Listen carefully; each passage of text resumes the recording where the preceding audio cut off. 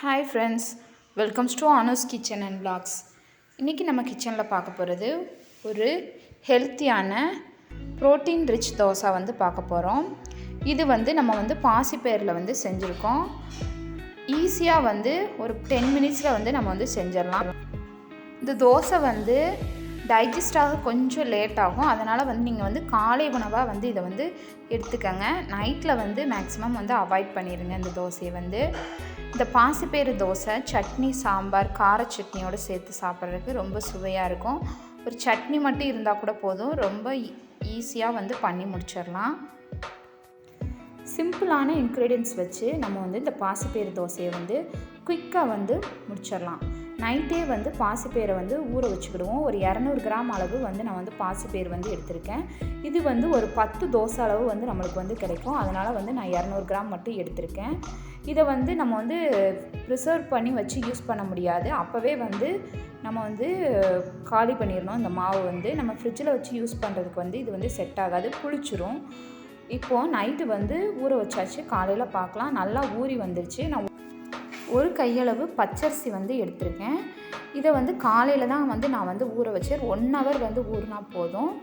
அதுக்கப்புறம் இஞ்சி, சோம்பு, மல்லி, கொத்தமல்லி இலை, தேவையான அளவு உப்பு, கருவேப்பிலை, வரமிளகாய், வெங்காயம் ஒரு 4 பீஸ் ஒரு டேஸ்ட்டுக்காக போட்டால் போதும். இப்போ பாருங்கள், நல்லா பாசிப்பயிறு ஊறி இருக்குது. முளை கூட விட ஆரம்பிச்சிருச்சு. இப்போ நம்ம இது எல்லாத்தையும் மிக்சியில் போட்டு கிரைண்ட் பண்ணி எடுத்துக்கிடலாம். நீங்கள் வரமிளகாய் உங்கள் காரத்துக்கு தக்கன சேர்த்துக்கங்க. நான் ஒரு 10 வரமிளகாய் சேர்த்துருக்கேன். இதில் சோம்பு சேர்த்துருக்கேன். சோம்பு, மல்லி, இஞ்சி எல்லாமே சேர்க்குறதுனால தோசை ரொம்ப ஒரு வாசமாக இருக்கும். பச்சரிசி எதுக்காக சேர்க்குறேன்னா ஒரு மொறுமொறுப்பு இதில் கிடைக்கும். அதுக்காக பச்சரிசியும் சேர்த்துக்கிறேன். இது சிம்பிளாக சொல்லப்போனால் ஒரு அடை தோசை ஸ்டைலில் தான் இருக்கும். ஈஸியாகவும் பண்ணி முடிச்சிடலாம். இப்போ எல்லாத்தையும் நம்ம கிரைண்ட் பண்ணி எடுத்துக்கிடுவோம். மிக்சியில் போட்டு நல்லா அரைச்சிக்கிடுவோம். பாருங்கள், கொஞ்சம் கொரகொரப்பாக இருக்குது. இன்னும் கொஞ்சம் நல்லா அரைச்சி எடுத்துக்கிடுவோம். இப்போ நல்லா அரைச்சி எடுத்தாச்சு. மாவு நல்லா கட்டியாக இருக்குது. இப்போ இதில் தேவையான அளவு உப்பு எல்லாமே சரியாக இருக்கான்னு பார்த்துட்டு நம்ம உப்பு ஆட் பண்ணிக்கிடுவோம்.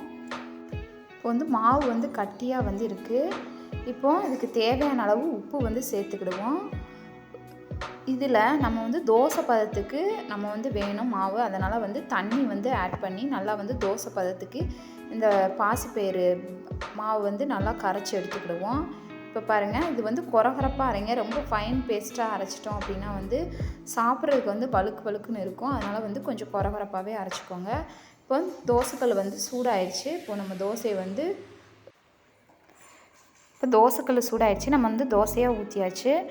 இப்போது அதில் தேவையான அளவு எண்ணெய் நம்ம சுற்றி ஆட் பண்ணிடலாம். நெய் சேர்க்காதீங்க. இதுக்கு ஆயில் தான் நல்லாயிருக்கும். இப்போ நல்லா வெந்து வர ஆரம்பிச்சிருச்சு. பாருங்கள், கல் நல்லா சூடாயிட்ருக்கு.